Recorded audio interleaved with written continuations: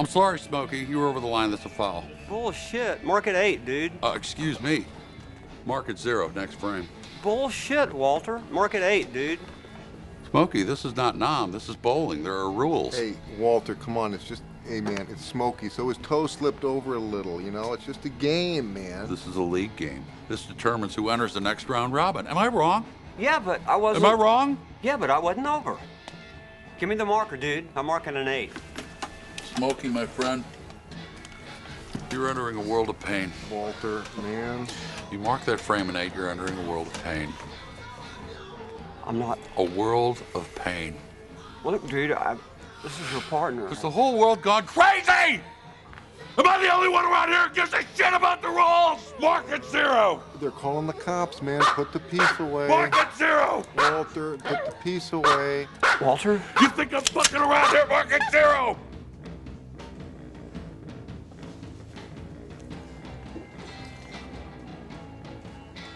All right, it's fucking 0. You happy, you crazy fuck? It's a league game, Smokey. It's Two Dads, One Movie. It's the podcast where two middle-aged dads sit around and shoot the shit about the movies of the 80s and 90s. Here are your hosts, Steve Paulo and Nick Brianna. Hello, everybody. Welcome to another episode of Two Dads, One Movie. I'm Steve. And I'm Nick. And today we are talking about the 1998 Coen Brothers classic, The Big Lebowski. This was my pick for us, and I don't know, real quick, Nick, big Coen Brothers guy? Oh, for sure. Yeah. Who isn't, right? In a lot of ways. We already saw Raising Arizona for Cagevember last November. Loved that movie. A lot of the best stuff that the Coens did really did come kind of a little later in the 2000s. I think Oh Brother, Where Art Thou was like really spectacular. But so much of their work in the 90s was incredible. And I honestly think maybe in some ways The Big Lebowski is like the perfect Coen movie. Yeah. Because so little happens and yet... There's so much to talk about. So much in every scene, so incredible. I remember seeing this movie for the first time in college. I didn't see it in the theater, but I think I saw it like the second it hit like Blockbuster and stuff. And it was just, I thought it was like quirky and kind of funny. Like I like John Goodman. I'll watch that. Jeff Bridges, I kind of didn't feel strongly about at the time. Like he was just this guy that was like in some movies sometimes. But like I love John Goodman. The Coens were great. I'd seen obviously like Raising Arizona at that point, and like I think the Hudsucker Proxy was them, right? Or something. Like, there's a whole bunch of like crazy ones from earlier, Anyway, this movie was awesome from back in the day. Like I remember loving it, and I was really excited to watch it again for the podcast because it's the perfect example of to me the kind of thing where it's like, is this really as good as I thought it was? Was this like me being a teenage kid and really being into something, and then like you watch it and you go, okay, maybe not so much. Like, is this the Boondock Saints, or is this like truly like a classic, right? So really excited to talk about it with you today. What's your history with The Big Lebowski? Yeah, I think I probably caught it early college. Definitely didn't see it in the theaters, but this got around quickly. And once it was on video, definitely like, hey, you got to see this, you got to see this. Yeah. And then by junior year of college, everyone was saying, the dude abides and this aggression will not stand and all the million things that we'll get to throughout this. New shit has come to light. Yeah, it was great. It was really fun. And I feel like this came like during a stretch where there's a couple really great bowling movies with Kingpin a couple years before then, which is one of my favorites of all time. Very funny. I haven't mentioned it on the pod. I think it's a perfect place. I don't like to brag, but I think I am part of the bloodline of bowling royalty. Oh. So my great-grandfather, Archie Walsh, was a professional bowler in the New England area. Okay. They don't do regular 10-pin bowling there. They do candlepin bowling, which is very unfamiliar. It kind of only exists in New England. If you've seen the movie The Holdovers, that's the type of bowling that they're doing. So the pins are more like cylindrical, and the ball is like the size of a grapefruit or a softball, right? Huh, okay. So you have this lighter ball, and the difference is that you get 3 shots instead of 2, and also your deadwood remains until your 3rd shot's done. So you could like hit one that's on its side and send it spinning into the other pins and stuff. It's very hard though. It's like to break 100 in candlepin bowling, very tough. But my great-grandfather, Archie Walsh, known in some circles as, one of the great early candlepin bowlers. He is in the Candlepin Bowling Hall of Fame, which is definitely not a Canton, Ohio sized building. It's more like an armoire in the corner of like a Holiday Inn somewhere. But hey, he's there. So I do want to shout out that the bowling connection was not lost to me. I always loved bowling, had a lot of fun with it, and I love that element of this film. And it's something that we brought into our everyday lives all the time. Once you start going bowling with your friend, of course, we're quoting quoting this, market 8, dude, no matter what you get, we're drinking White Russians, we're doing the whole thing. Over the line! Dude, for sure. So very, very, very strong history and familiarity with this movie, and I can't wait to talk about it. That's so cool. I have a little bit of bowling history, not nearly, and I'm not trying to compare here, not nearly as significant as yours. My father briefly went to school at what was at the time called CSU Hayward. I think it's CSU East Bay now. And he bowled. And I can't remember now if it was officially, he was definitely in a league, but I can't remember if it was associated with the school or if it was just like a local league. But growing up, I always saw he had a couple bowling trophies on his shelf. He and his team would do rather well. There was one league season, however, where they did so poorly that he has a trophy, and I'm sure he still has it at his house, with the bowler on top of the trophy is bowling between his legs from behind. So he's like standing with his legs split, and it was for last place. It was essentially, you might as well have bowled like this, I think is the thing. So your dad's not the godfather of the And One bowling mixtape? No, apparently not. Apparently not. Wrong shoes. Okay, let's jump into the facts on The Big Lebowski. The film The Big Lebowski was released on March 6th, 1998, with an R rating and a running time of 117 minutes. Directed by, and I have it here just as Joel Cohen, because that's how it is in the opening credits. Yeah. But I think technically they at this time were being credited as directed by Joel Cohen and Ethan Cohen, written by Ethan Cohen and Joel Cohen. They decided that they would both be both, but they would switch the ordering of the names, apparently. Right. The and Coen you said brothers. that the rules dictate sometimes that there's only one director named There officially, can be, right? So I think there has been that in the past with the DGA. I don't know if that's still the case. The other thing, as we've talked again about the and and the A-N-D and the ampersand, those kind of things. This was definitely a writing team. So Joel and Ethan working together on that. It stars Jeff Bridges, John Goodman, and Julianne Moore. Scores, Rotten Tomatoes, 79%, super healthy, solid score. I could see how the quirkiness of the film just didn't land with, 1 out of 5 critics. Like that kind of, I could see that. Especially on a single viewing. Yeah, exactly. And especially at the time, this is one of those movies that gained the popularity and some of its respect, I think, like over time. Yeah. Displayed in part by its IMDb score of 8.1. We have not seen Very that strong. many movies without over an 8. That is good for the 231st highest rated movie in all of IMDb.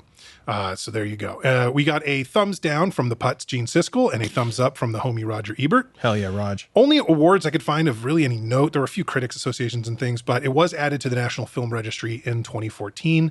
And on a $15 million budget, it earned $47 million at the box office. Modest, but definitely a success for 3.1 times what it cost. So this was made for what, 10 million less than Basketball. Troop Beverly Hills? No, Troop Beverly Hills 10 was years that earlier. expensive, was it? No, that can't be right. Is that right? I thought it was around 15 or 12 18. or something. You're right. 18. It was 18. That's insane. Crazy. Oh my God. I was always thinking When about we start adjusting these for budget, I mean, it's going to be some wild scores. pretty good, crazy stuff. So that is The Big Lebowski. And all right, man, let's kick it off.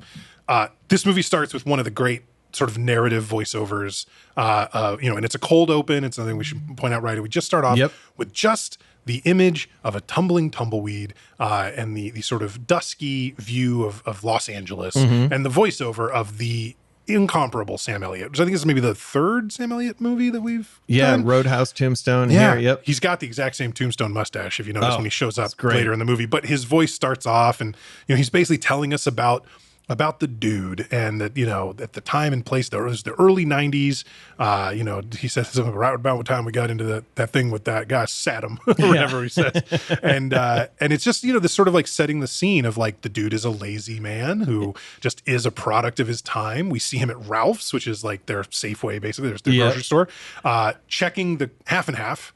And sipping it. And beautiful grocery store shot, like aesthetically very good. It's kind of has this blue filter where like the reds and the yellows are like extremely turned up, so it looks really cool to start off. It's very high because normally contrast. grocery, like we talked about the difficulty with clerks and stuff like that. You're filming in a big retail store, it's tough to make it look any good. Yeah, and I think the benefit here was the shot was from very low, and it's like that clean white tile that he's walking on, and then it's like the dairy aisle, so it's like there's something. The lighting was perfect. It's like it's softer really or nice. something. It works out great. I do love that he pays for his, what is it, like a quart of half and half, probably for it with a paper check for 67 cents, which is not going to clear. Yeah. He's bouncing that check for sure. So it starts off and it like kind of lulls you into like the slowness and the dudeness of the whole feeling that Sam Elliott's laying out. So you're very relaxed when like the first action of the film happens, Right. right? 'Cause Jim, the dude gets home, and as he opens his door, he realizes, there might be some, like he gets a sense, that sense you get Yeah, that you're like, watched, or there something's might be off here, yep. And sure enough, there's a couple of guys there in his apartment, and one of them we get the name Wu is the name of one guy. We don't hear the name of the blonde guy with the short long hair, I don't think, but that guy grabs him and throws him into the toilet. Where's the money, Lebowski? Where's the fucking money, Lebowski? Like going on and on. And it's really funny because he's still holding the half and half, so that has kind of spilled. So it explodes as he's getting practically. like pushed, his face pushed into this like milky toilet water, and it's a very So gross gross. looking toilet. Like, It's not you'd clean. imagine that this is not a guy who's swiffing every day. Yeah, you know, and he points that out to them as they're saying, your wife owes money to Jackie Treehorn, you owe money to Jackie Treehorn. And he goes, my wife? Does like the toilet seats up? Yeah. Does it look like a woman lives here? Like, what are you talking about?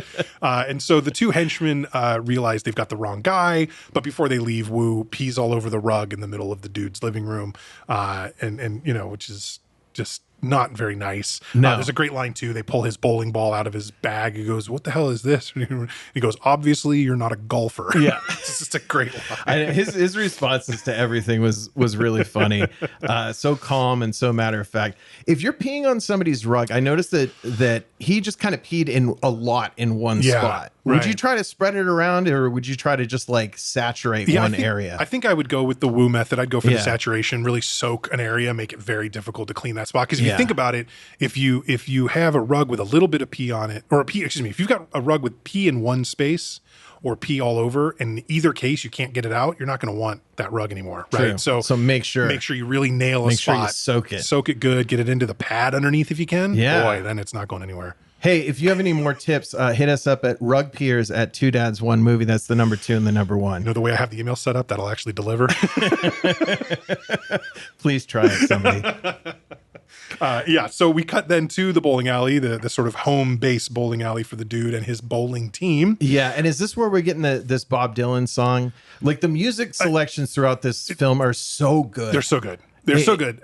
Yeah, I don't even know for sure all the songs that are in it, but like, yes, this starts off. I think this is the like the woman in you, to see the man in me. Whatever. Yeah. I don't know the song, but like I know it from this. Right. It's really all I know it from. Yeah, so and that's a great thing is selecting songs that are, even from really well-known artists that are some of their lesser known songs. It's just they pick so well throughout this film, and it adds so much to the mood. I would argue that the two kind of like best ways to score, to pick popular music for a movie, I think, are either you go into a particular genre niche, you pick, bands maybe well known in that genre, but you're going into a niche genre anyway, and then a bunch of like small stuff. Like I think about like soundtracks like Garden State, where it's like, there's like Paul Simon's on that or like whatever, but like, so much of that stuff was like really kind of under the radar, kind of indie pop and stuff, at the time. Yeah. So going that direction, or like you said, like picking a super popular artist, but go with the deep cut B-side, like give us something off the beaten path. And look, maybe this song was very popular when it was new, I'm assuming in the 60s or 70s, but like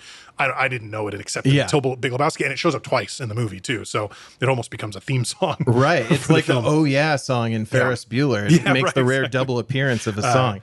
But this bowling shot is wonderful. Yes. Like all the slow-mo scenes of the different bowlers, like taking their shots, doing their celebration. I especially love Liam, the Jesus' teammate, who does this kind of like belly wiggle shimmy. side to side, because it's so like small, but it's just like, I don't know, you just see the joy in these guys. Like their world is so minuscule, but like within it, they're the fucking kings. Love it. And now you've been more of a bowler, I think, in your life, it sounds like, than I have. I have bowled, but I honestly have thrown my elbow out 3 or 4 times, like doing it. So I don't do it a whole lot. Yeah, that's not good. No, it's not. But it always bothered me. A couple of the slow-mo shots, there's a point where the camera's sort of pulling back and we're seeing several bowlers in a row kind of, throw their shot down the alley or down the lane rather. And then a couple of them, the ball actually hits like the floor before the lane and then go. And it's like, is that normal? Is that like a foul? Like, what is the deal? Like, that doesn't look right. For the non-educated non-bowler here, I just didn't. Every time I watch this movie, I see that and I go, that person. It feels like that should be a foul. Like I don't get it. That should be bad. Yeah, it seems like normally, well, at least for me, I don't have good form. I don't take. I'm rebelling against my great grandfather. I never want to be like him.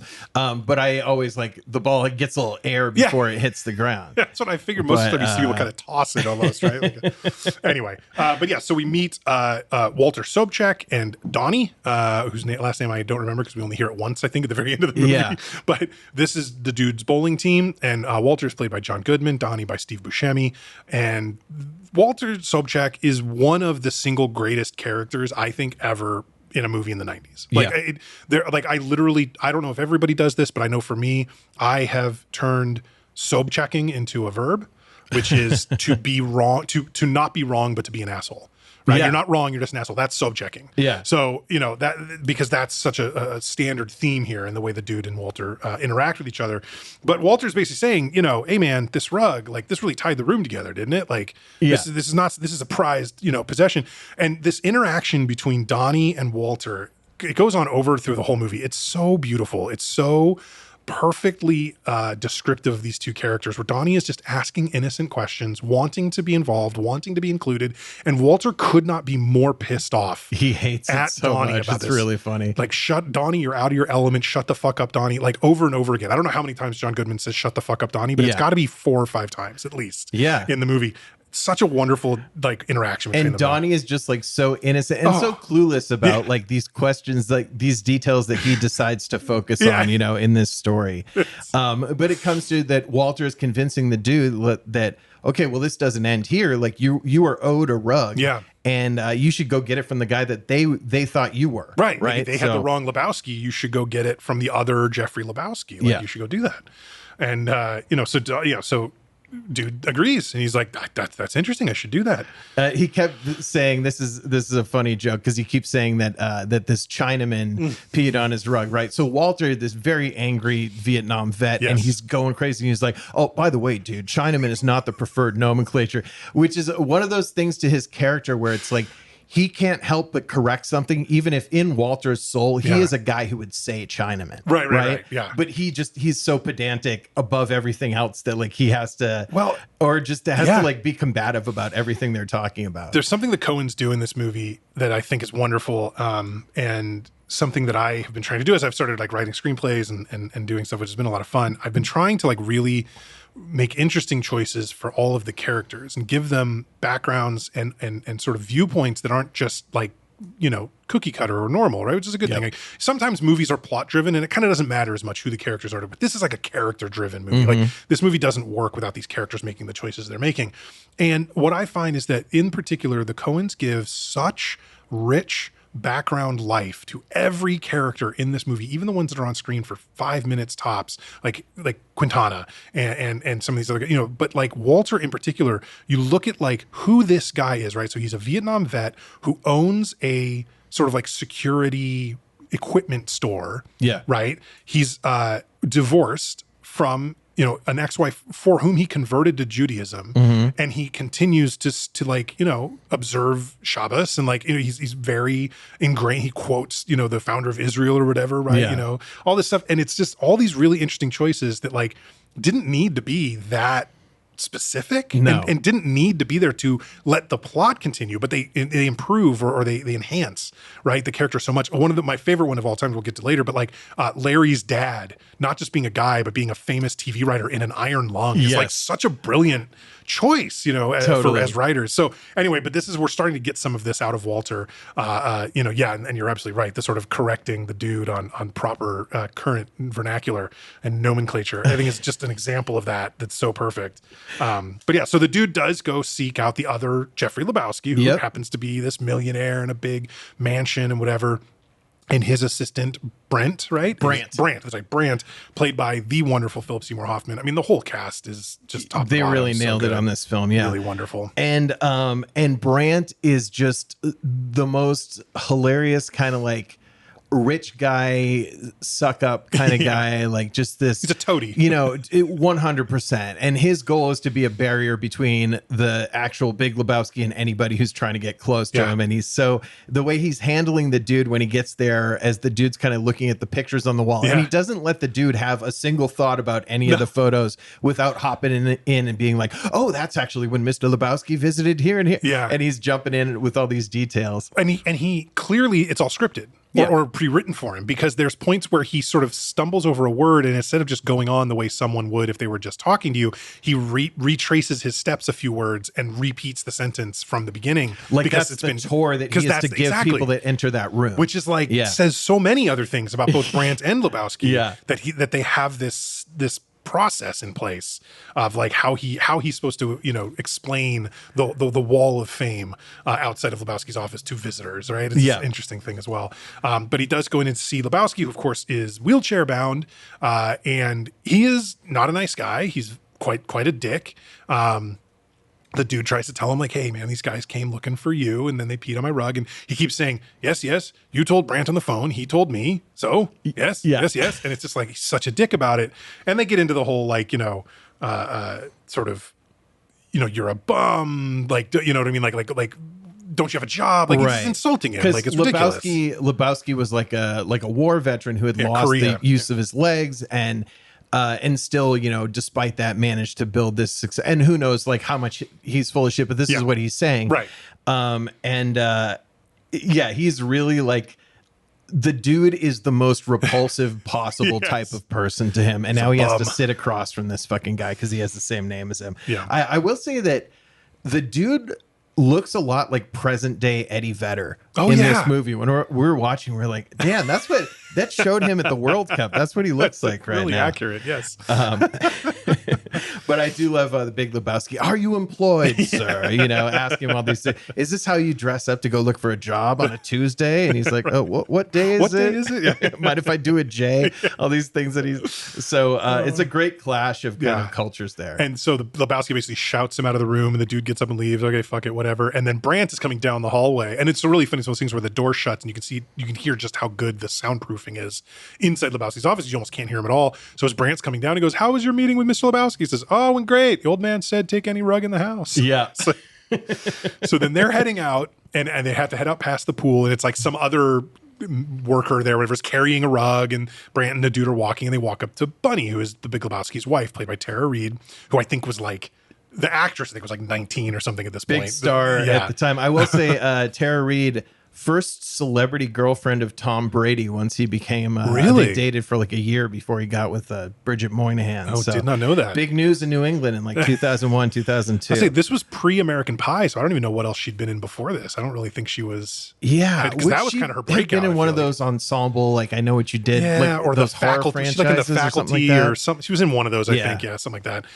But yeah, she's like one of the few didn't hold up cast members of this whole movie. Yeah, that's true, and she was never as good an actress as the majority of the people in this movie anyway, and then just made a lot of very unfortunate choices for herself over the next 15 years or so, and the rest is history. But when the dude walks up to her and meets her, she's like painting her toenails green, which ends up being a very important detail. Asks him to blow on them and then tells him, I'll suck your cock for $1,000. And Brandt, nervous chuckle, and goes, that's marvelous.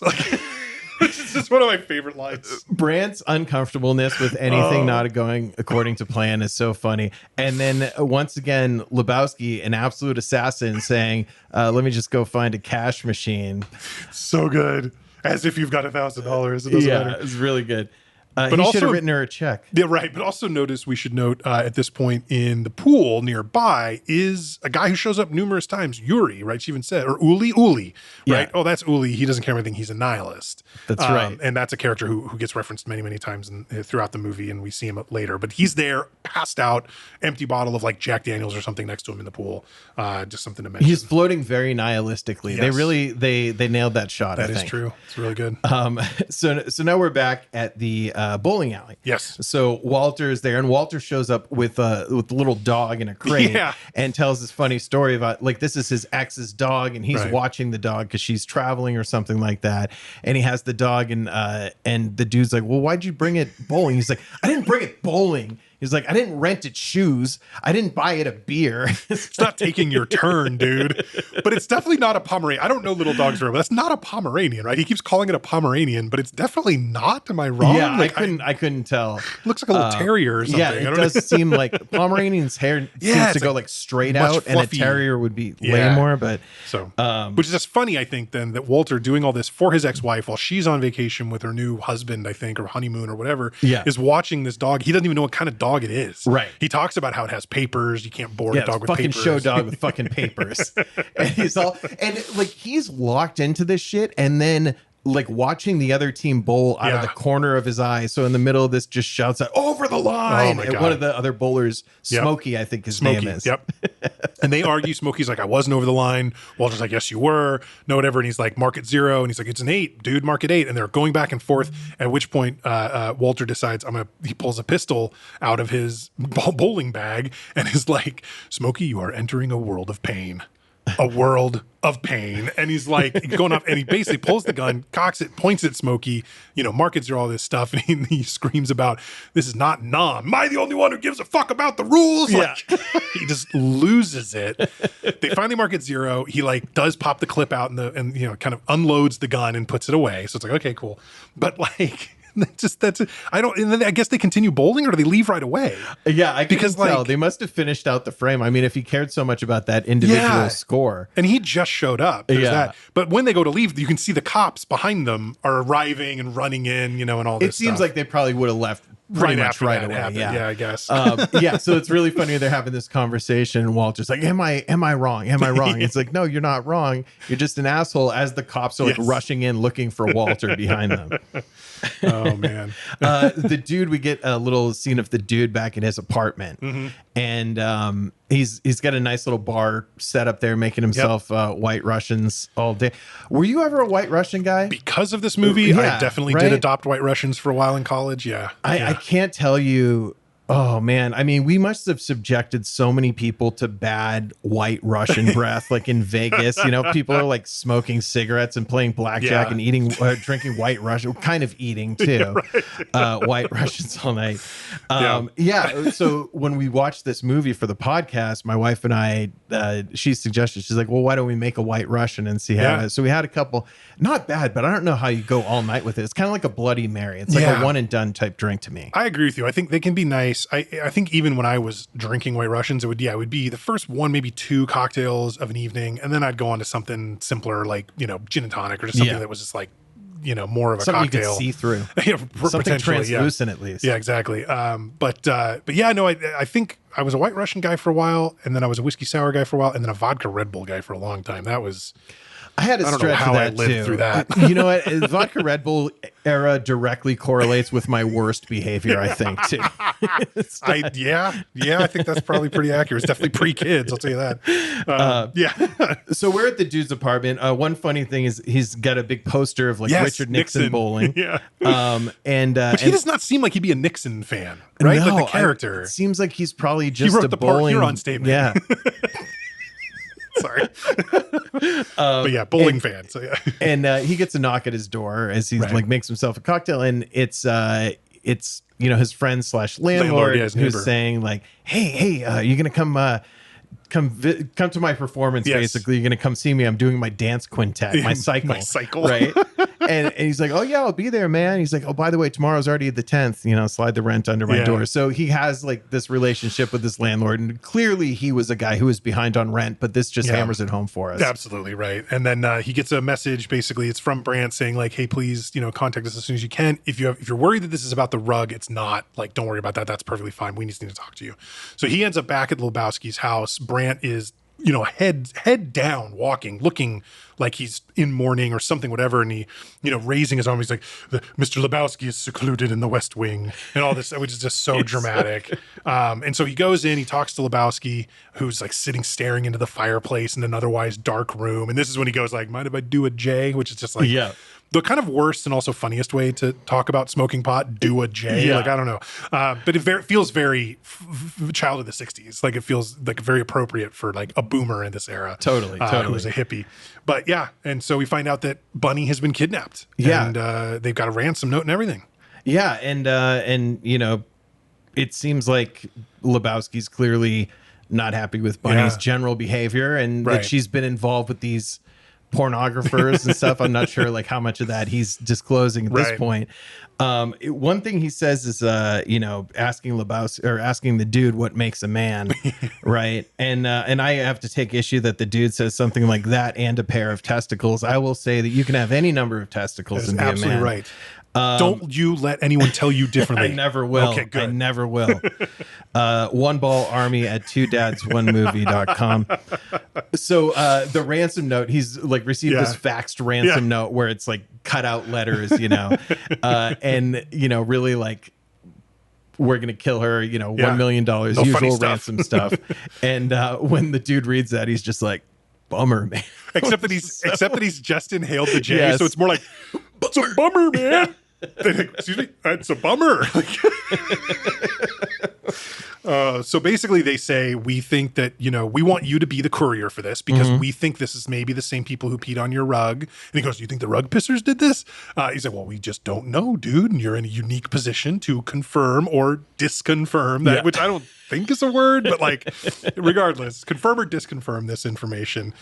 Which again, this all plays into what we eventually find out about the reality of this storyline, but it does seem weird. Why would they care?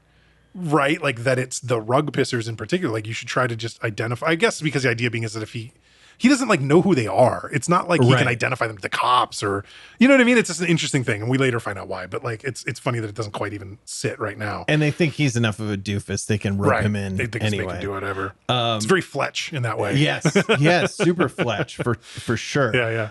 So then we're back at the bowling alley here, and then we get a Quintana. great and again the song choice. When we're talking about things that make a good song choice, another thing is a cover of a very well-known song, especially if it's done in a unique way. Not Weezer doing Africa, where it sounds precisely like the original, but so this is the Spanish language version of Hotel California, and it just like the guitar, it starts off so good, straight out of Desperado. And it's also so perfect when you later find out the dude mentions how much he hates the Eagles for this to be sort of the theme song of Jesus Quintana. Yeah. And there being enemies. Like, it's just like so like the level of detail that goes into the thought behind that choice, right, is so wonderful. And his look, like everything about so this is John Turturro as the Jesus Quintana. Yeah. And he's got this leisure suit on. It's a jumpsuit. It's like a single. It looks like a onesie. It's like a purple jumpsuit with like a belt in the middle. Yeah, kind of. It's interesting. It shows him pulling up his socks, and he has these like thin socks where you can see his leg. You would call them hose. Those aren't even socks. Those are men's hose. Like, gross. I've had those before, and They're awful. I feel so gross. I feel like a mail carrier from the 80s in there. Plus, you're never putting your foot into a comfortable shoe if you're wearing those. You're always going into some rough, rented, patent leather bullshit tuxedo shoe. 100%. And it's always because the shoe's too small, so you can't afford like sock girth socks, in there. Yeah. So the Jesus, this is another like the Coen brother brilliance, right? Yes. Like you said, how much actual screen time does he have? Like way less than 5 minutes. 3 minutes, right? maybe between two scenes. Yeah, and they made a fucking spin-off movie about this guy. Not that they should have, but they did.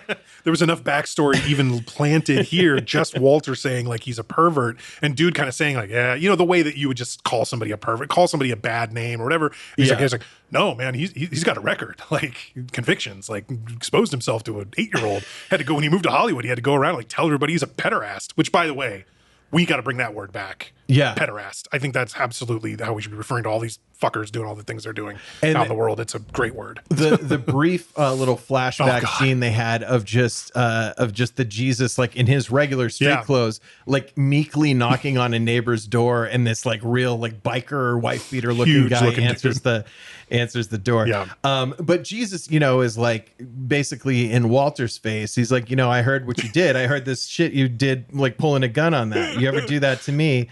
Like, I'll take the gun out, I'll shove it up your ass and pull the fucking trigger until it goes click. It's so good. And the look on Walter's face the whole time that Jesus is delivering these threats is just like dead, like stone face. Like he could not care. Unimpressed. Yeah, does not care. But that's when the dude just after he says the click thing, dude goes, Jesus. You go, you got it, man. Nobody fucks with the Jesus. And I do love Liam, his sidekick, who I don't think has any lines, but he looks like kind of a miniaturized Andy Reid And Okay, just yes. like a dorky looking Yep. Midwest mustache 100%. flat top guy, and off duty cop. I was 100%. about to say county sheriff. Yeah. Like that's- Sheriff's department for sure. oh, it's so good. So as the Jesus walks away, there's a little silence, and Walter just says, 8-year-olds, dude. Yeah, but I think it's either before or after the Quintana stuff. They're arguing about the situation with Bunny and the kidnapping, whatever. And dude kind of offhandedly is like, she probably kidnapped herself. Like people do this stuff, and she's a young trophy wife, and she doesn't get as much money as she wants to, and all this stuff. Walter immediately takes that as like that is what has happened. Yes, and you he said it yourself. He is personally offended by this. That fucking strumpet, that fucking whore, like all this, and it's like, whoa, bro, like, yeah. You got to slow down. This is, we are positing a possibility. This is not like no one has any proof. Like it's just, he goes wild about it, but now Walter is convinced Bunny kidnapped herself and that this somehow affects him, which is not the part that ever really gets explained appropriately. Yeah. And so the dude has been offered like $20,000 That's right. to deliver this $1 million ransom, Yep. which he doesn't have yet. He's going to get that from Lebowski. Yeah. But yeah, Walter, his gears are working, and he is losing his fucking mind about that detail. It is really funny that he spends the rest of this film just like fully convinced, like she kidnapped herself, based on this offhand comment that like the most offhand commenting guy that he probably knows made about it, He's not serious about anything. Dude. Like, what are you doing? So now the next thing I think we see the dude, he's like at home lying down on the rug that he took from Lebowski's house. Yes. He's got headphones on, and the tape little label says like, I don't know, 1968 or something, like bowling championships or whatever it was. And it's just the sounds of pins. Yes. Like there's no talking. This isn't like a cut from the radio with like commentary. It's just the sounds of balls rolling down lanes and pins knocking down. And he is in heaven. And later he's listening to his headphones. I think he's listening to like whale sounds or something like that. So in his headphones, he does not listen to music, just this like comfort sounds. A lot of atmospheric kind of stuff. But he opens his eyes. He's not asleep. He's just sort of enjoying the clip. But he opens his eyes and looks up and sees 3 people, a woman and 2 men. And one of the men punches him in the face and knocks him out. And we get this one of 2, I think, really significant sort of dream sequences in this movie where he's like flying over LA. And then at some point, I think he's got the bowling ball shows up in his hand and then pulls him to the ground or whatever. Like sinking, all this kind of this stuff. is a shorter one. This is the shorter one, yeah. But it's definitely. But the way that they show him, because they don't ever show him actually getting hit, they'll just kind of show the person about to hit him, and then it cuts to like his fantasy sequence. There's like a bright burst of starlight or something, kind of like a flash of a camera almost, and then we're in the dream sequence. It's good stuff. When he comes to, he's got a big bruise on his jaw, and he's now laying on the wood floor. Yes, there's no more rug, and the phone. His phone is ringing, right? Isn't that, or is it the phone did they give him the phone already? Beeper, right? Oh, the beeper. That's what it was. This time it was just the beepers. The beeper's going off. It's Brandt. He's got to go back to the Lebowskis to figure out what's going on, because now it's so here's the phone will call you on. It's big like satellite, because this is supposed to be the early 90s, right? Yeah. Movie came out in 98, but it's set in like 91, 92. Right. So probably 91. So you've got this huge like it looks like it's like a Vietnam like communications phone that a guy has to wear on a backpack. The kind of thing Radar had in MASH. Like it's totally, that kind of whatever, but it's a satellite phone basically. And so here you go, and here's the case with the $1 million. Await their call. Do whatever they say. Her life is in your hands. And he goes, "Oh man, don't say." Mr. Lebowski asked me to repeat that. Her life is in your hands, dude. Her life is in your hands. Like the way he says the third one. Her life is in your hands. Like this is so perfect. Yeah. And they tell him, okay, show up alone. And of course, Walter shows up and he's like, all right, dude, let's go. Dude goes to get him. Because literally the store that Walter's saying, for instance, says Sobchak Security on the thing. So it's his own store. Like, obviously, the dude agreed to go pick Walter up for this. So the dude's already breaking the rules of the engagement by picking Walter up. But when Walter gets in, he's got a like leather briefcase full of underwear, and then my dirty undies, the whites. And then a gun wrapped up in like butcher paper or something, or a blanket. I don't know what it is, but it's like wrapped up. And he pushes dude over so that he'll start driving, and they basically wait for the call. They get the call. They get told to go to a particular bridge and like all this stuff, whatever. And Walter's convincing the dude at the time, like, you said it yourself. She kidnapped herself. We're gonna just we're gonna throw out the ringer. We're gonna keep the $1 million and whatever. And he's like, are you fucking serious? Like, what if I'm wrong? What if I'm wrong?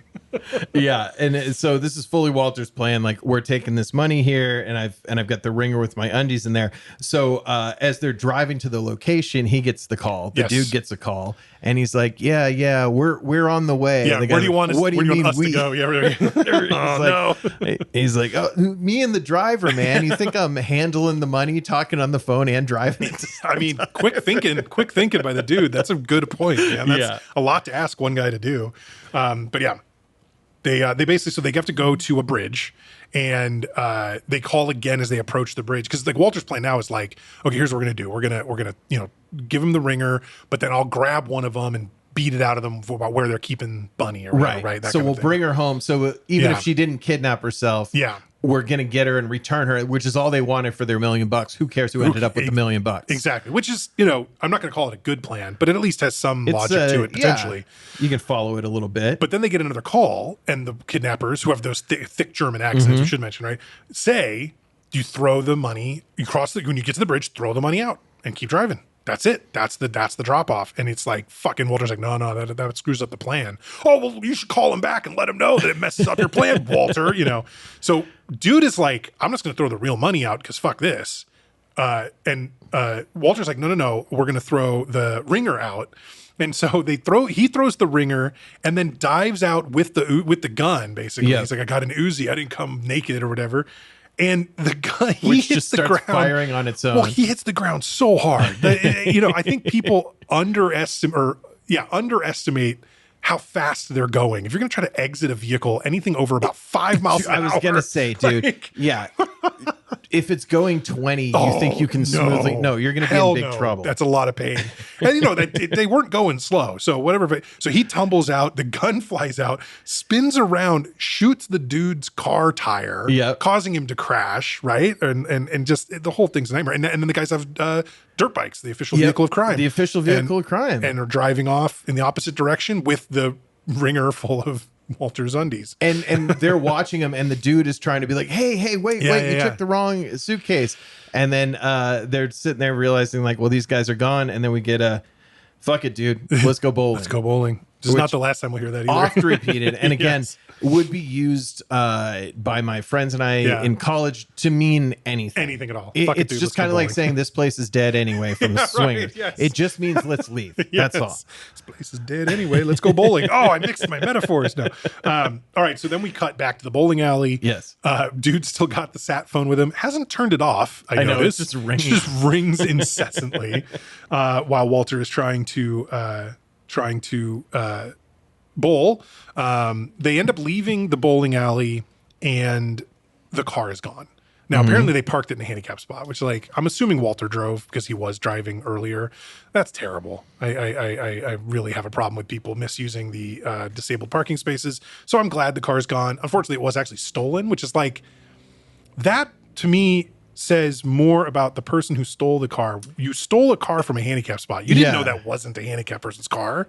Do you think if they were surveilling the handicap spot and waiting for a non-handicap person to park there and then steal their car? That's a good point. They would see the car, see there's no tags, and go, well, this person parked illegally. Maybe I'll steal this. Actually, that's a good point. Maybe they are citizen vigilantes. The Punisher. Maybe Frank Castle took the car. Jim Carrey and Me, Myself, and Irene. There's that scene where the guy pulls in the convertible and then hops out, but he was really going to pick up an old guy after he's smashed the brake lights out of his car. So the car's gone. Fuck you if you're stealing a car, but especially if you're stealing a handicapped person's car. A little less fuck you if you're stealing a car that is illegally parked in a handicapped space. Correct. A little less fuck you for that. But still, don't steal cars. Okay, so then we get to I think he gets a phone call to meet Maud, right? I mean, that's sort of where we're at. Yeah, and so as they go out and they realize that the car is stolen, during this entire scene, his phone has been ringing off the hook, right? And I think one of the last things is Donnie's just like, phone's ringing, dude. Phone's ringing, dude. Did you know that? Fucking Donnie, I love it. So he goes to report, he's reporting the car being stolen, That's right? what The it cops are at his place. Yep. And he's talking about what was in the car, but he can't really say this briefcase with $1 million was in there. So he was just like, yeah, in my briefcase. There was a cassette player and my Credence tapes and my briefcase. Like, what was in the briefcase? Like papers, business papers. What do you do? I'm unemployed. But that's right. While they're sitting there he's sitting there with the cops giving a statement, the phone rings, the answering machine picks up, and it's Maude Lebowski, played by Julianne Moore, saying, Mr. Lebowski, this is Maude Lebowski. Like, I took your rug. I'd like to speak with you. And then because the cop goes, because he mentioned too, like, oh, somebody took my rug too. And he's like, oh, hey, good news about like, the was rug. the rug in the car? He's like, no, that's a separate matter. Separate incident. Like, well, good news about the rug. So he's now been contacted by Maude, who we'll see in a moment is the person who we saw when he got punched out and the rug got stolen, right? That's who that was.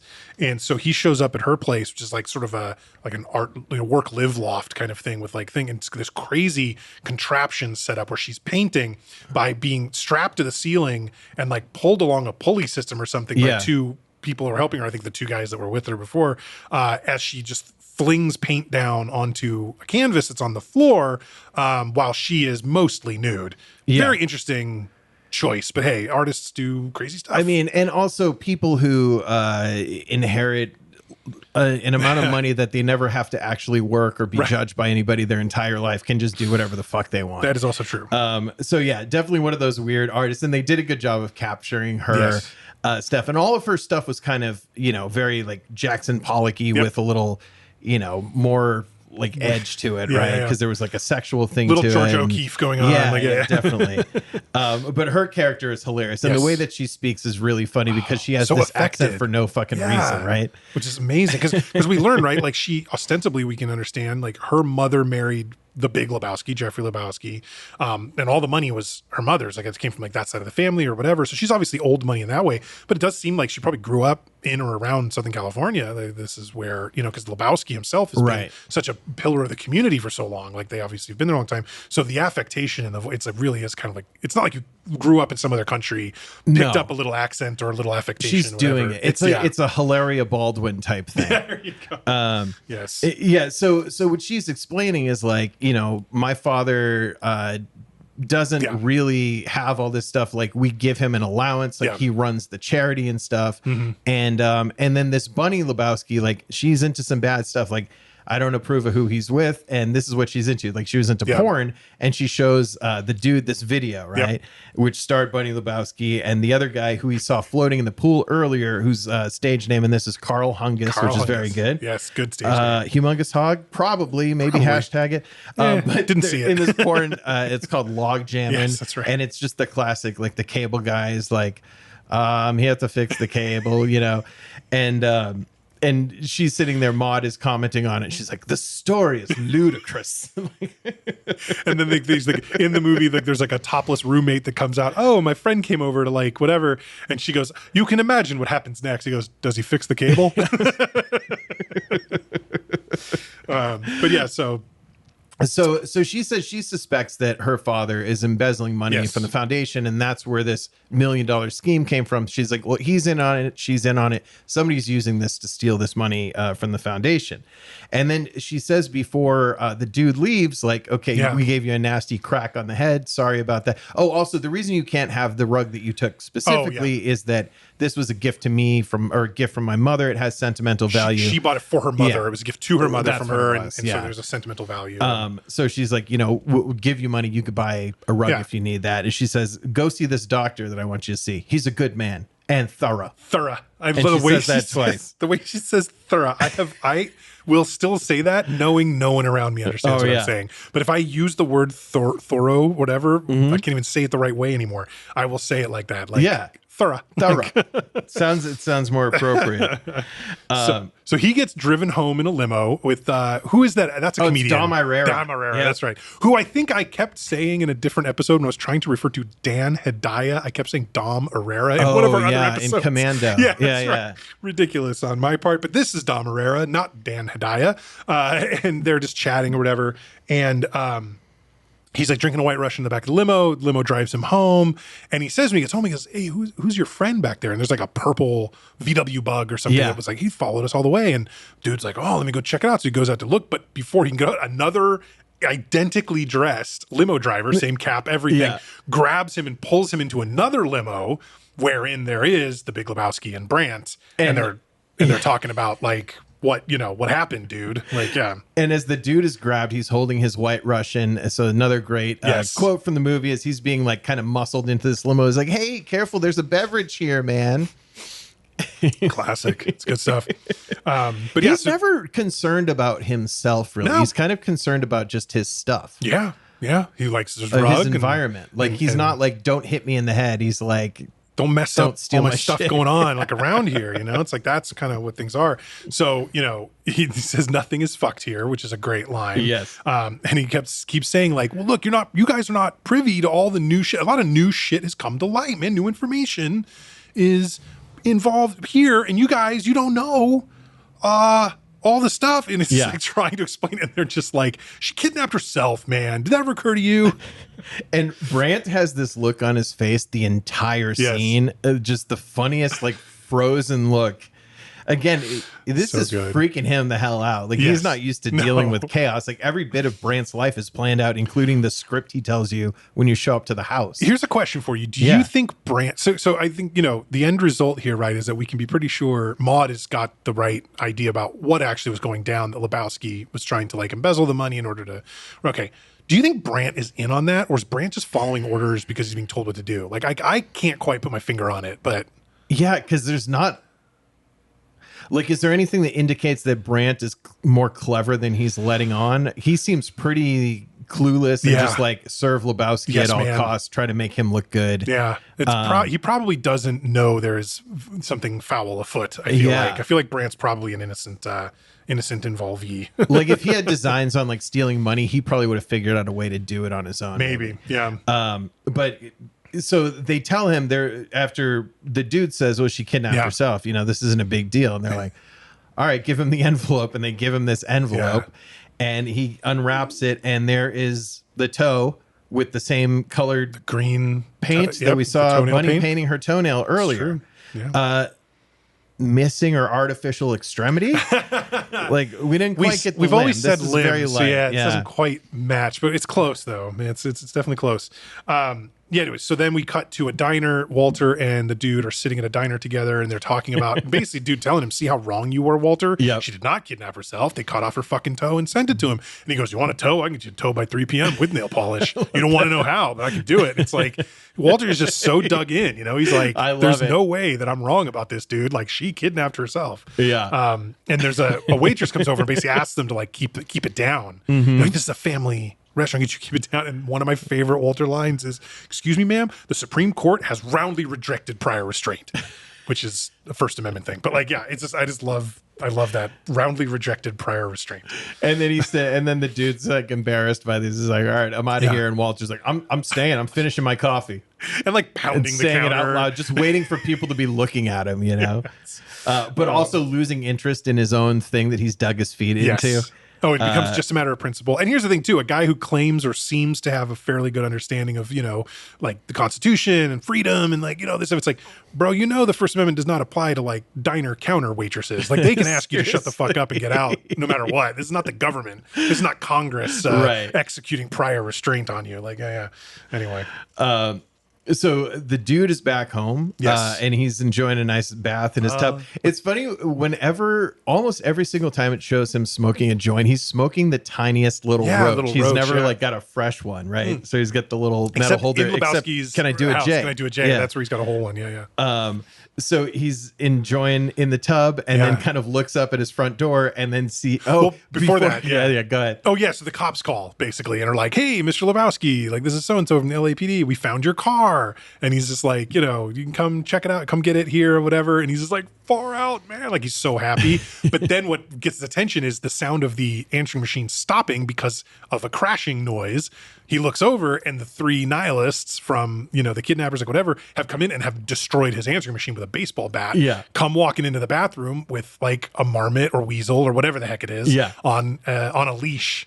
And he looks down and goes, nice marmot.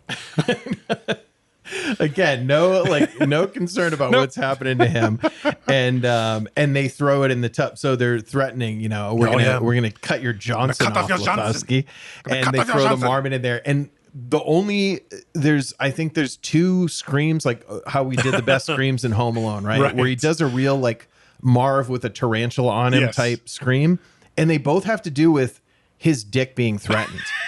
So he throws the marmot in the tub and Lebowski, or the dude, like really lets it rip. And then a little later on, he drops a roach like in his lap and he starts freaking out. And that's the only thing that gets him the whole movie. Oh man. So these guys, you know, and they're telling him, you know, we believe in nothing, Lebowski. We're nihilists. I love that. I love the nihilist who has to be like, yeah, we believe in nothing. We come back tomorrow. We cut off your Johnson. So they're going to come back tomorrow. They want the money, right? So he goes to pick up his car and, you know, it's all banged up and the cops tell him, yeah, they found it, you know, crashed into an embankment, like or whatever. And so they're looking, he can't get into the front door. Yeah, you got to go around the side. Hey, no briefcase. Yeah, no briefcase. But hey, the stereo and the Creedence tapes are there, like, you know, and he has to go in the side and he's like, oh, what is that smell? He's like, oh, yes, homeless person probably slept in it or used it as a toilet and moved on. Like, oh, God, this guy couldn't be having a worse day. You got any leads? And the cop is like, leads? Oh, yeah. They got a bunch of leads down at the crime lab. They got 5 detectives working on this. They got us working in shifts. Such a dick, but also like I feel like a dick, but also an appropriate answer. You really think they're going to be like investigating? They found your car, bro. Like that's the best you're going to get. You shouldn't even have wished for that. Yeah. Oh my God. So he's now nothing is upsetting Walter more than the dude's explanation of these guys that come in, because he is furious that they're nihilists. Well, he first says that they're Nazis, and then Donnie goes, "Were they Nazis, dude?" And he was like, "Well, look, they're threatening, you know, genital mutilation and violence. Like, what? We're splitting hairs here." And he goes, "They're not Nazis, Walter. They said they were nihilists." And yeah, that like blows Walter away. Another great line, not something that I like repeat because it's actually pretty terrible, but the great written line is, "Say what you will about the tenets of National Socialism, at least it's an ethos." Yeah. Like. It's really funny by Walter. And again, him needing to be right at the expense of being an asshole. Oh my God. 100%. Right. It's like people who would be like, well, you have to admit, Hitler was a great leader because look at all the number of people he was clearly shut charismatic. Your fucking face. Seriously. So yeah, Walter's like one of those guys. Yep. And what does he says? He says, I don't need your sympathy. I need my fucking Johnson, man. Yeah, right. And they're just like, well, let's just focus on the tournament, dude. And dude goes, fuck the tournament. And Walter's like, whoa, fuck the tournament?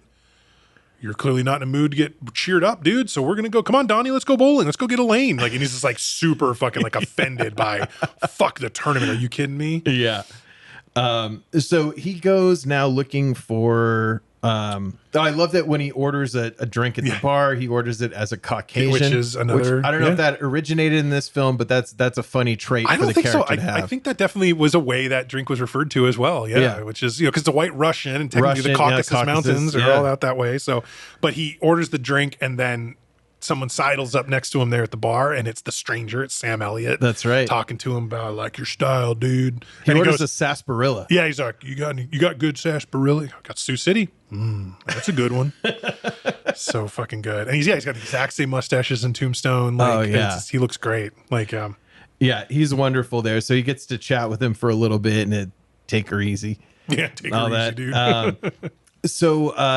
So the dude is back now at Maud Lebowski's artist loft. And again, making himself a White Russian. I didn't look up exactly how many. I was trying to track. I had that he made himself 9 White Russians during this film, or had the bartender make for him. Yeah. It would be good to go Russian for Russian with the dude. Bad. See when you puke. I was going to say. But in some of these cases, he is making an extremely compromised White Russian where he's using the powdered milk. Yeah, powdered creamer. No, that's fucking disgusting. Dude, I am only going to consume that when I'm in the nuclear fallout shelter and not a second before. But the thing is, you're not going to have Kahlua after the nuclear war, man. That's the vodka maybe, the powdered creamer maybe, but you're not going to have the Kahlua. Yeah. So let's see. Oh, so...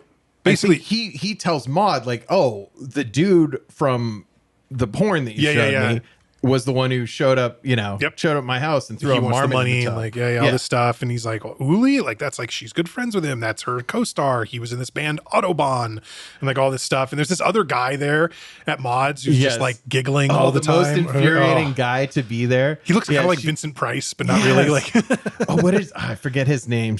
She's like, oh, he's the visual artist, whatever his name, as if the dude should know him. Like, so she's existing in this kind of like Andy Warhol style, like circle there. Yep.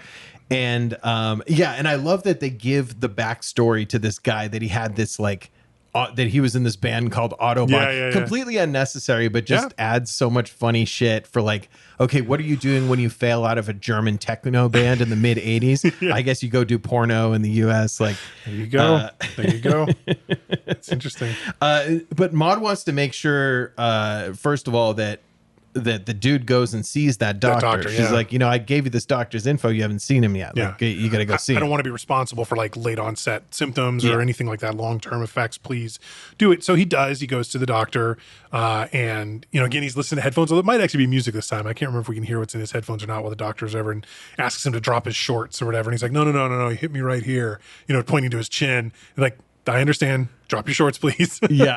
It's a very thorough examination.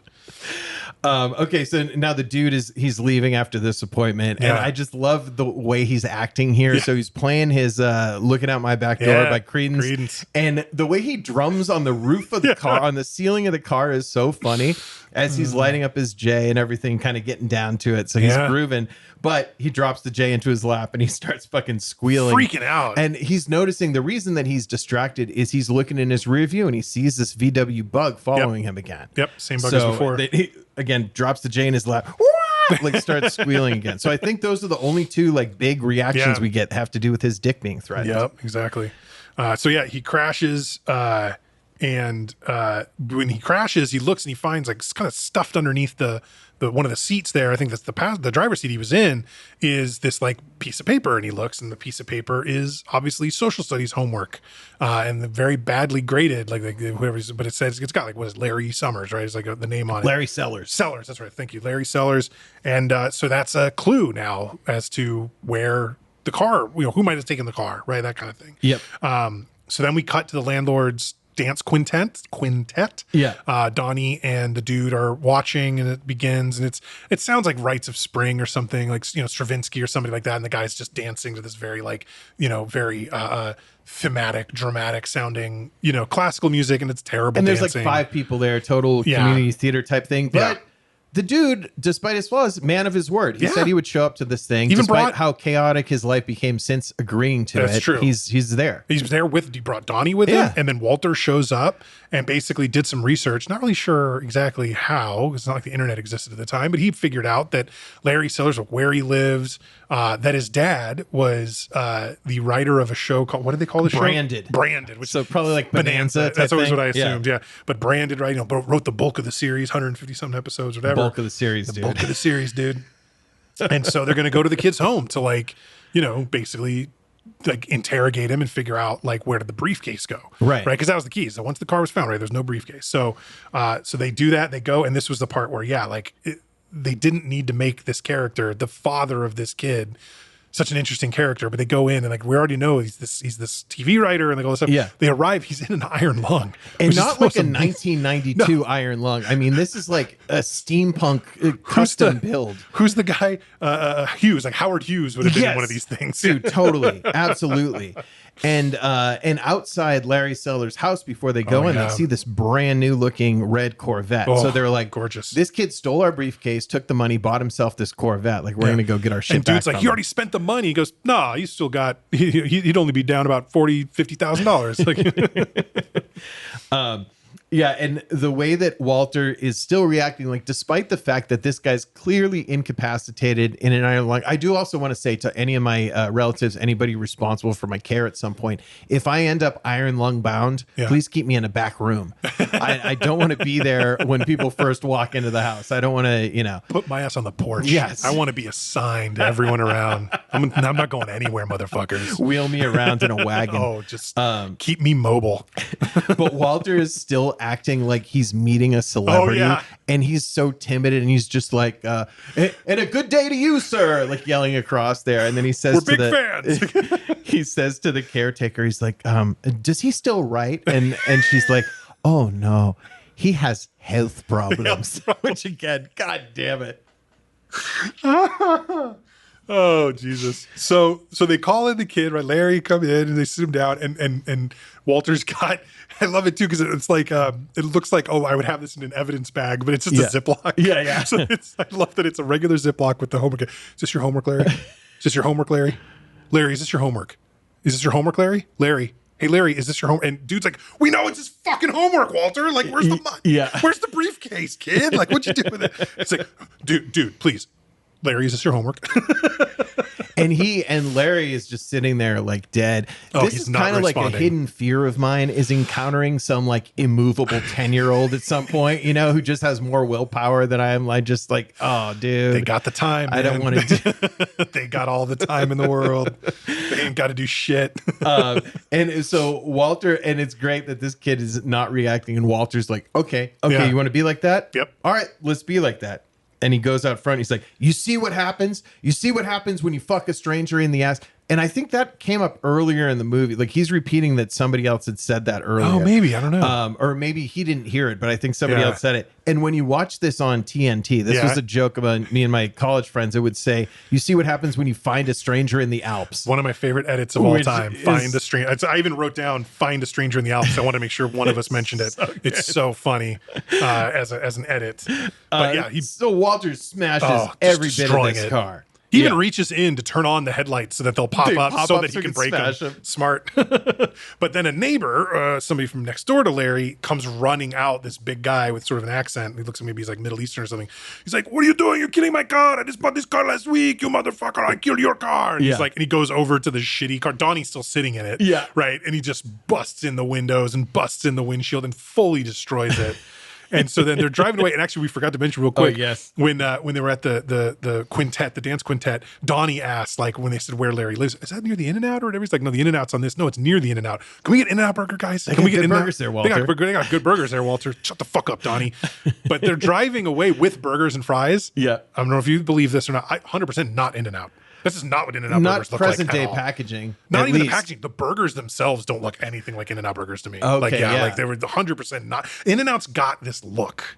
I feel like if you pick up an In-N-Out burger, it looks like can an In-N-Out tell. burger the way it doesn't look like McDonald's or Burger King or anything else. Yeah. This feels more like they got Big Kahuna Burger, some generic, like that they just couldn't because they didn't want to do any kind of branding thing. But yeah, it was definitely not In-N-Out. Yeah, it would have been good to have some like the actual cup or something. They've had that those made it red more striped obvious. cups with the little palm trees at the bottom. Those cups have been that way for ages. That at makes In-N-Out. sense, yeah. So they could have done that, but they didn't. That's okay. Just something I noticed as a Californian. So now the dude is back at his place again. Yeah. Okay, so we're done with this little act. The dude's back at his apartment, and he's tired of people breaking into Yes, his he apartment. is. So he is nailing a little piece of wood to the floor a couple Yeah. feet away from the front door, with the idea that I'm going to nail this in, and then I'll wedge a chair where the back of the chair is up under the doorknob, so whoever opens my door Right, someone can't get can't in. get in, yeah. They're blocked. So of course he does this, and like the second he's done with it, the door handle turns and opens like the other way. The chair just falls, and these guys are here. External doors never open out into the world, but that's okay. It was funny. I don't remember though. I was thinking when watching this, there is a moment later in the movie where he opens his front door at a different time, and it does open out. But I wasn't sure if that happened every time. Like if you go back to when the landlord knocks on his door, I don't know which way it opens then. To be honest with you, because I don't know if like the continuity stuck or not. But anyway, it's Wu and the blonde guy again. Yes. Wearing each other's shirts from before. If you look at their first scene when they pee on the rug, they are now wearing the exact same shirts, just reversed. Oh, funny. Which is hilarious. They're both like sleeveless sort of things. Yeah. And they say basically, Jackie Treehorn wants to see you. Time to come with us. And so they get taken out to Jackie Treehorn's place, like in Malibu, Yep. on the beach. And there's this like, scene of like the topless woman being tossed up in like one of those blankets, like the things we used to bounce the balls around, like in kindergarten, Yeah. the big blanket everybody would carry and getting tossed up into the air. Yeah, and there's this music that starts playing a little bit. Yeah. When he's knocked out, this like it's really cool. odd. Sampled by rapper MC Paul Barman in the song "How Hard Is That," which is a really really a great one. Very difficult to find, but you can find it on YouTube. So if I ever spot a sample, I got to bring it up in this pod. Love it. Jackie Treehorn, played by one of our favorites, Brad Wesley from Roadhouse. Ben Ben Gazzara. Gazzara. Love this guy. Love to hate him really more than anything. But yeah. Big Ben Gazzara fan. Very fun. And he introduces himself like, "Oh, hello, dude. I'm Jackie Treehorn." Like the way he introduces himself is funny. But they go into his place and it's a beautiful, like kind of 1970s. It's got the conversation pit look and everything. Awesome. Really very cool. Very mid-century modern style. Like kind of a house. I would love to live in this house. It's beautiful. And they're talking for a while. And basically Treehorn's like, "Where's my money, dude? Like, what's going on?" And dude is thinking Treehorn's on the up and up. He, in his mind, Bunny owes him money. He's trying to get the money Bunny owes him. I think he even says something about $500,000 or something like that. And he's like, "Well, dude, like here's the situation. You can get the money. The money is Larry Sellers, this kid in Pasadena or wherever the hell he is. Like he's got it. Go get it. It's yours. Have fun. Take care. Maybe I'll take a little finder's fee or whatever, kind of thing." Yeah. And Treehorn is like, "No." But then the phone rings and he goes and he answers the phone and you can see him like feverishly writing something down on a piece of paper, and he takes the top sheet that he wrote on with him and he goes, and dude, smart as hell. I would not have thought of this, right? Except now I've seen this movie, so I would, but jumps up and does like sort of shades the pencil along the paper to show where the indentation was. And the dude just drew like a not quite stick figure, but like a very crude drawing of a dude with an enormous cock and balls. Big hog, giant hog, hashtag giant hog. This gag, I think, is like one of the funniest things in the movie. It's so well done. And this, like when you mentioned earlier how this is kind of like this is like an elevated Fletch almost in a lot of ways. That is a very Fletch type scene. Yeah, for sure. Yeah, so I love that. Yeah. So he realizes that, and he kind of looks at the thing and discovers like, oh, he was just drawing a dick.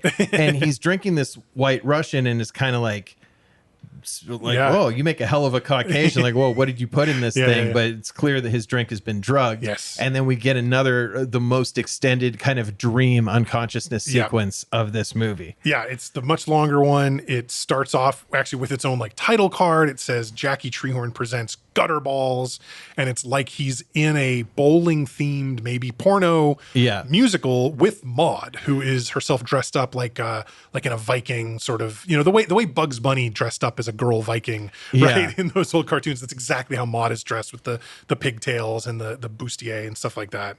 It's very funny. And they're playing this great this Kenny Rogers song that I just dropped in to see what condition my condition was in. Another song. Great find, which I first heard from this movie. Agreed, and it's too. like, ooh, this is a banger.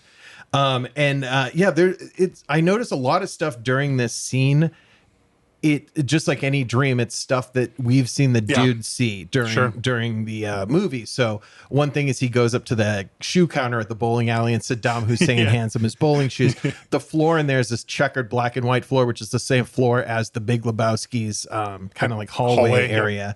And at a certain point, there's guys who are kind of like chasing after him with scissors, it's right? The nihilists. And they have these big scissors. When he first got to Maude's studio, there was a painting on the wall of a giant pair of scissors that looked just like those scissors. I did notice that. Nice. Yeah, so she had this big like giant painting of scissors there. Were them being in the red sort of all over onesie type outfit, including a hood? Was that referenced elsewhere? I don't know. I want to go back and see like what other things were, but there were a few things where I was like, oh shit, those scissors were the ones from there. Nice. So yeah, this is so goofy and so funny and just like such a I don't know, just a little break in the middle of the movie. It's almost like the let's go out to the lobby intermission thing, but insane. I do feel like it I like that it's here. I think it's the proper, fantastical, whimsical kind of part of this. But like, in all honesty, like this dream sequence in particular, like does not need to exist. Yeah. Like, you know what I mean? But it's also like 2 minutes. It's not that long. It feels a little bit long because it's so much longer than the other one, but it's like,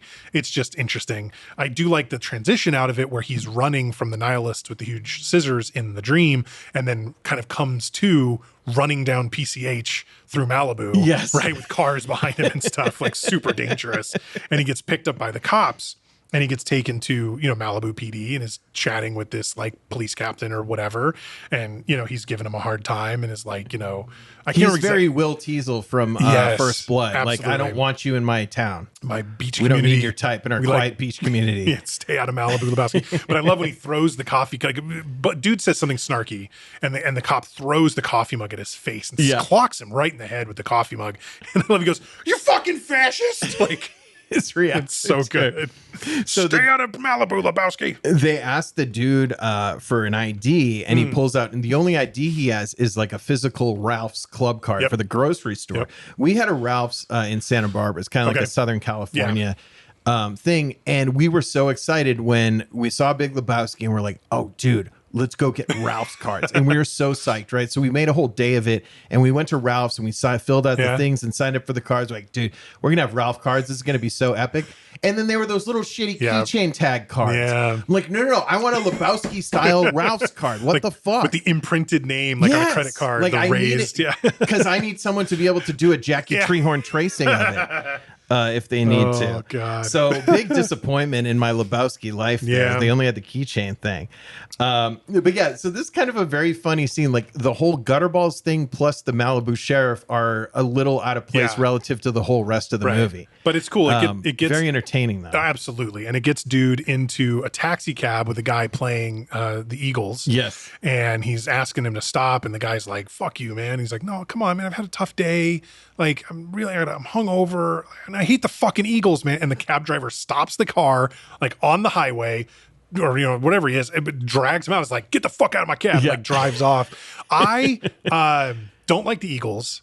And I started not liking the Eagles because of this movie. I think it gave us permission to not like the Eagles, right? And then it was like, I thought to myself at some point in like a few years after this movie came out, I was like, I should maybe give the Eagles a chance just because what a dumb reason not to like them. And then I actually didn't like them. And then when the whole web series Yacht Rock came out and the Eagles were the bullies of like Steely Dan, and there was this whole subplot, and that's, I don't know if you ever watched the series, but it's brilliant. And the Eagles are the bad guys. I'm like, okay, cool. I feel much better. Plus Don Henley's, it was a combination of Dennis Leary making fun of Don Henley's ponytail. Yep. This thing saying, I hate the fucking Eagles.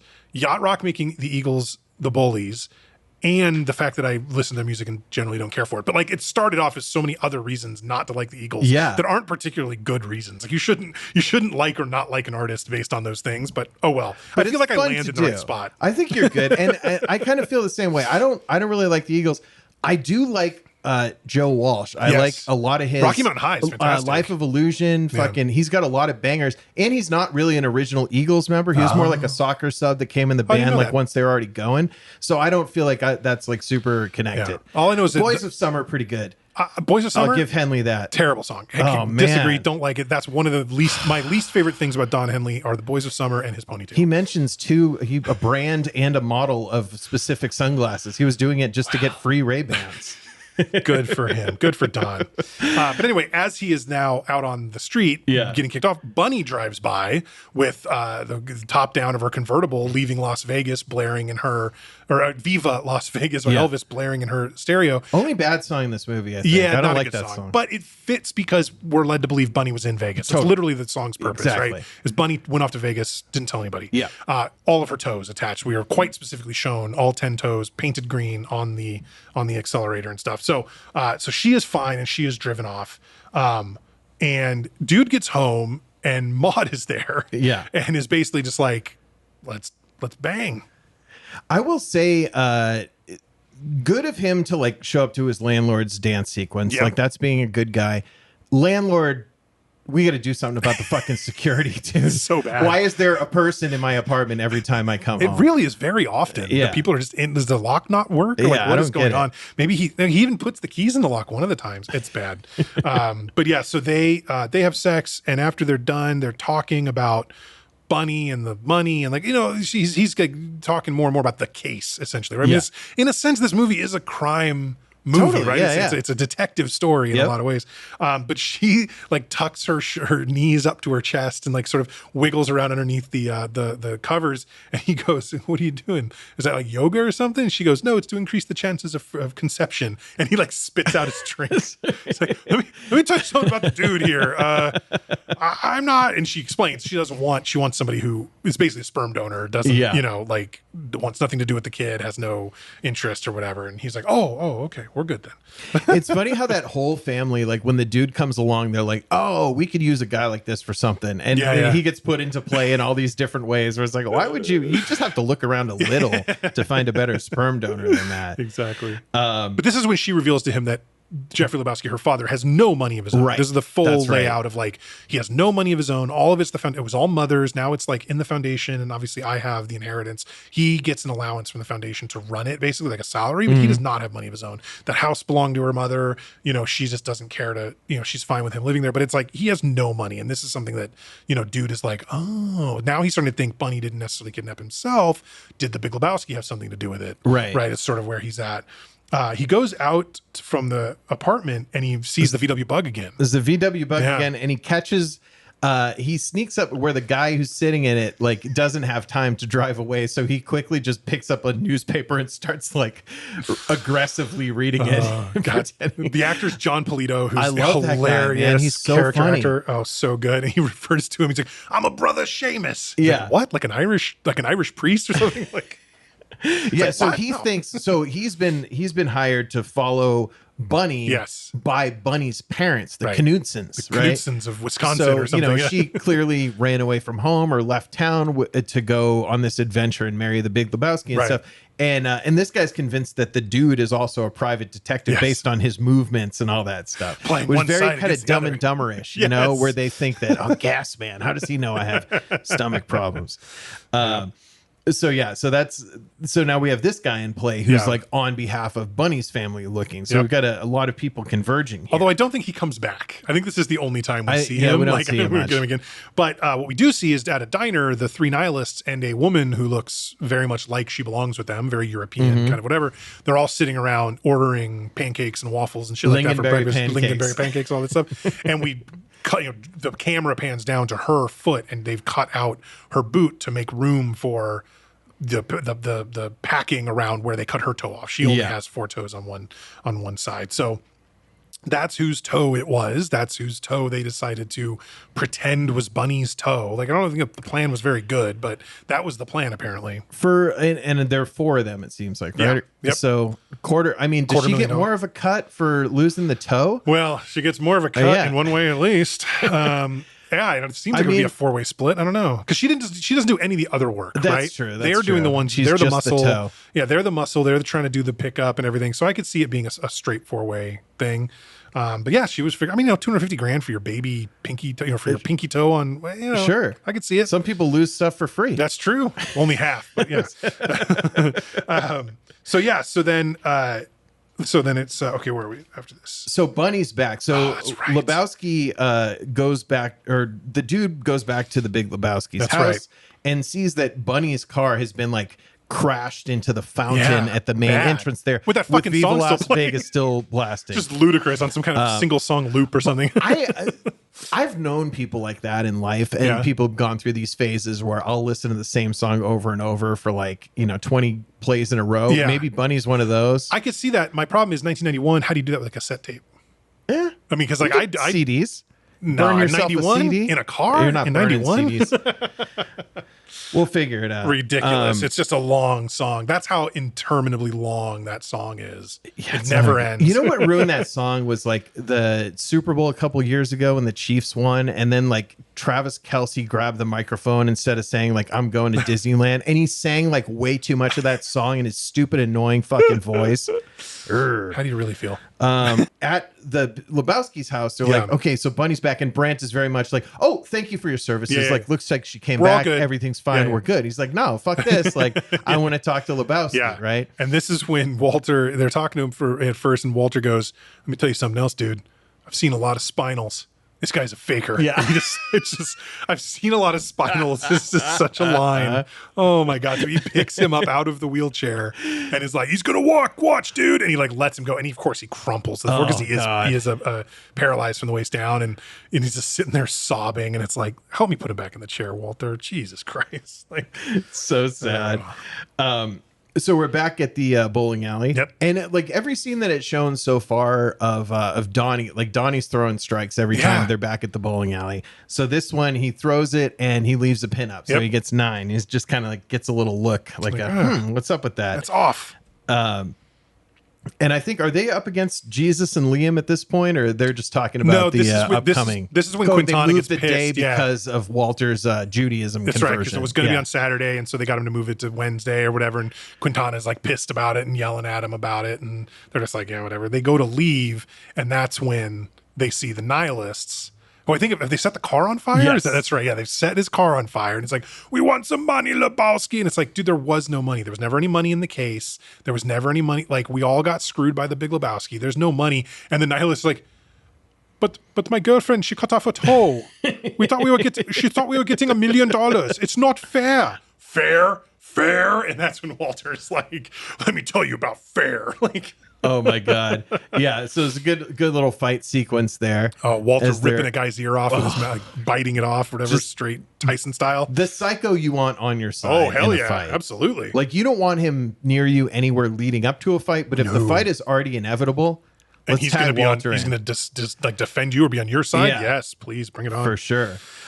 So like during this fight, this commotion and stuff, it ends, and then they see that Donnie is like collapsed. They're like, "Oh, Donnie, you okay? Whatever." And they go over to Donnie, and it kind of this shot is interesting because it fades to black, but the stars that are kind of on the side of the outside of the bowling alley are the last things that stay lit. So it like fades all the way out, and you just see those stars, and then we're out, and we find out in the next scene that Donnie has died, and they're talking to the person at the mortuary or whatever, the crematorium, about their options for his ashes and the receptacle and all that stuff. This is our most modestly priced receptacle.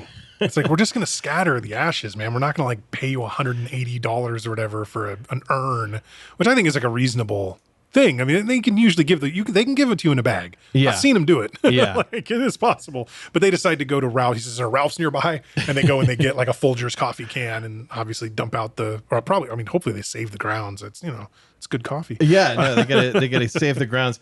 Walter does say, just because we're bereaved doesn't make us saps. That's right. I enjoy that. But it is like, in these situations, you're trying to handle somebody's, like, especially like they weren't officially responsible for Donnie, and then to find out like, at around every turn they're trying to charge you for this and that. Like, if you've ever had your pets like put down and then they charge you, you want the ashes, it's this. You want a box for the ashes, it's this. You want like a final paw print. And it's like, dude, I have no proof that those are actually my dog in there. You know what we did for a couple of our animals we had to put down? We would get them to just clip off some fur because they'll do that for free right before they put them to sleep. They give us a little bag of fur. We go to Build-A-Bear and you stuff like the little fur into the end of the little hand of the teddy bear and then do the rest of it. And now that teddy bear is that that animal. We've done that for a couple of our cats. Yeah. I used to do that with heroin. Oh, that's so much better. It's worth so much more money. That's good that it's still, the little piece of them still around. They're still around. Yeah. So yeah, they go and they're standing on the cliff giving like a little speech. Walter's giving a speech about Donnie and mostly about Nom. Some of it's good. Donnie was a good bowler, and as a surfer, he explored the beaches of California, whatever. And then he completely derails it into talking about Nom and everything, naming like whatever Bong Tang and Hill 364, like Quezon. But he goes to scatter the ashes, and of course, blows right back in the dude's face. Wind blows off the water generally. Yes. If you're on the coast, anybody who's been on the coast knows the wind blows from the water onto the shore more often than not. And sure enough, just blows all the ashes a little bit on himself, mostly in dude's face and beard, which is fully really covered. Gross. Everything's a travesty with you, Walter. God, like... So we have like a little argument of like, what the fuck was that? You're supposed to talk about Donnie. It was all this stuff about Vietnam, right? And they start having this argument, and then we end up with a fuck it, dude. Let's go bowling. Yeah. And then we get another great song. This is a Townes Van Zandt song. I forget the name of it, but another fucking hammer on the soundtrack. And then our final scene. Now we're at the bar at the bowling alley. Yes, back with the stranger. The stranger. And when the dude walks up to the bar, the bartender says something about like, hey, sorry to hear about Donnie. And the dude is just so like, yeah, well, like, what are you gonna do? Yeah. Not much emotion behind it. That's as invested as he gets in anybody. Yeah. And the stranger's there, and he's the dude abides. Taking it easy for all us sinners. I find comfort in that. So we get like a little closing voiceover by the Sam Elliott character, and then That's it. That's it. That's the beauty. That is the Big Lebowski. Fantastic. So much fun. And again, like the characters are just so alive on the screen, and there's so much backstory and detail that, and here's the thing, what because like you mentioned, they did the movie kind of about Jesus, Jesus Quintana. You know that the Coens had even more, they know more about these characters that never showed up in the screenplay or on the screen, because that's just the way they work. They make sure that they know these characters inside out clearly, because the amount of things where we get these interesting details, it's like, none of that's a mistake. That's, it's absolutely what they're trying to do. It's just really fantastic work. Not that like praise from me matters to the Coens, but it's just really fucking good shit. So, for my take on this, like this is a whimsical, creative, fantastical, funny movie with a little bit of a detective story thrown in to keep it kind of moving forward. That's sort of the only plot element of it is this sort of this kidnapping or lack thereof, or this embezzlement, whatever it is. And the funny, the number of parties trying to, capitalize on it all at once. It's very interesting. And, there's so little about this movie that I would want from it that I don't get. And I am a 5 out of 5 on The Big Lebowski. I think this movie is wonderful. I had so much fun watching it again. I think it had been maybe 5, maybe 10 years since I watched it. It had been quite a while, but it was the kind of movie I've probably seen, 15, 20 times over the years. So much fun. Yeah, easy 5 for me. I'm a 5 on The Big Lebowski. All right. Yeah. It's super fun to rewatch it again, and I've seen it a million times.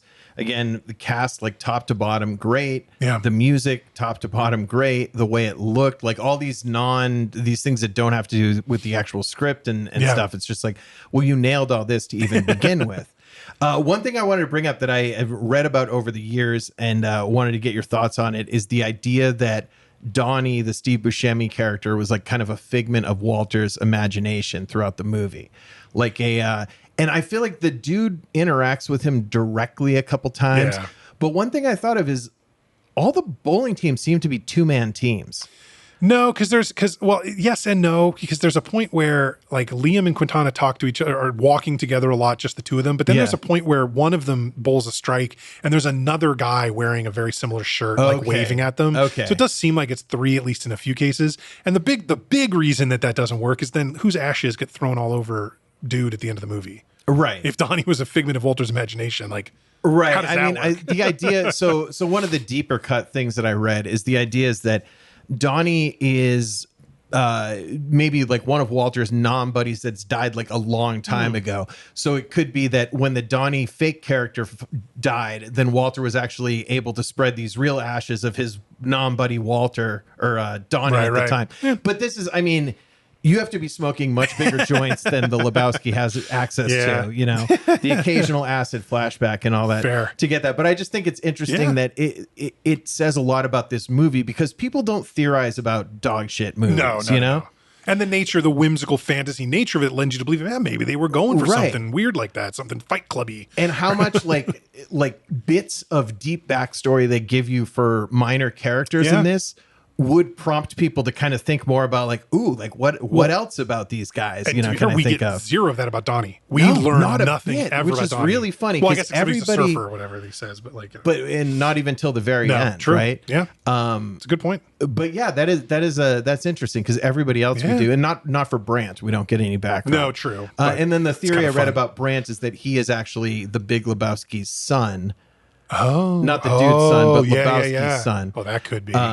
And it seems like he's acting that way a little bit. But then Maude would know him. Right. Yeah. Whatever. But I could see it. Yeah. But anyway, all this to say, this movie was fucking awesome. It was really fun to watch, really enjoyable to like quote back, really fun to talk to you about just like a couple tiny nitpicks that would keep it from being a 5.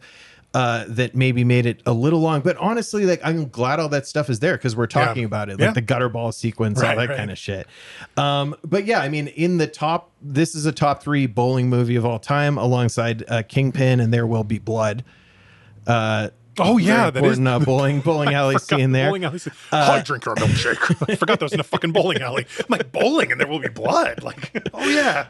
But I love this. I love the Coen brothers. They nailed it. I loved Raising Arizona. I love this. Big Lebowski's a 4.5 out of 5 for me. Absolutely fantastic. If you haven't seen it, Like, Yeah. just get out there. It is very much worth seeing. Absolutely. 9.5 out of 10 is where we land then on The Big Lebowski. And Nick, you are picking our movie for next week. So what are we watching? Yeah, so next week I thought I'd mix it up because we've done some like lighter, like comedy type stuff, and then Lebowski's more just I don't know, what do we call it? Like a mystery, or it's almost like a modern noir fantasy, like all this weird things combining it.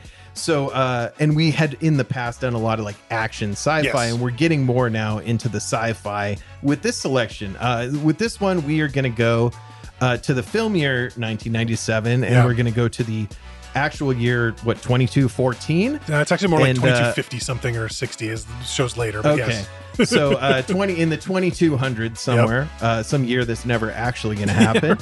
And we're going to hang out with Corbin Dallas and the various threats to humanity as we experience and find out what the Fifth Element is. Nice. The Fifth Element, Luc Besson's 1997 movie that he made. Fever Dream. Yes. But very cool. I Fifth Element I have not seen in a while for sure, but like definitely always like occupies a part of my brain where it's like always there. And so, you know, like Lilu Dallas Multipass and like all that shit is just like stuck in your head. You know what I mean? So fantastic. Can't wait to watch The Fifth Element with you. That'll be a great one for next week. That's a wrap. So if you like what you hear, please consider heading over to Apple or Spotify and leaving us a 5-star review. It helps new folks find the show. Be sure to check out our website at twodads1movie.com. That's the number 2 and the number 1. There you can explore the movies we've covered, sign up for our newsletter, The Rewind, and even get sneak previews of upcoming episodes. Once again, this has been The Big Lebowski, another episode of Two Dads, One Movie. I'm Steve. And I'm Nick. Thank you so much for listening, and we'll catch you next week. Thanks, everyone.